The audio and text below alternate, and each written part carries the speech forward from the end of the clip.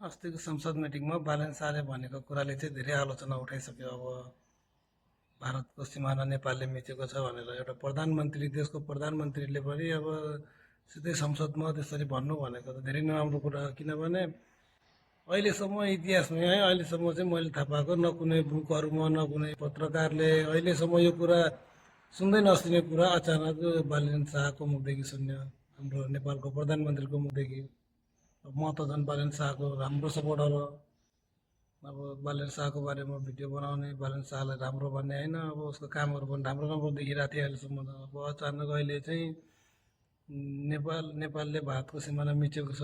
अब एक त आफ्नै सिमाना कालापानी निपुले त्यो लिने कुरा गर्ने ठाउँमा उल्टो चाहिँ अब भारतलाई दिने जस्तो भन्दा पनि बराबरै गरौँ भन्ने जस्तो कुरा बिचमा ल्याउने। मैले त सोच्दै नसोचेको कुरा अब होइन, यो कुराले धेरै आलोचना उठाइसक्यो अहिले।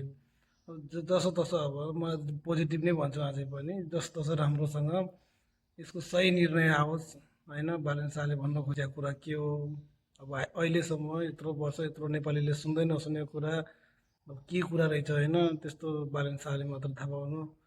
त्यो कुराको राम्रो जवाब आओस्, त्यही छ आशा। अब हजुरहरूलाई के लाग्छ के अरे कमेन्ट गर्नु है त।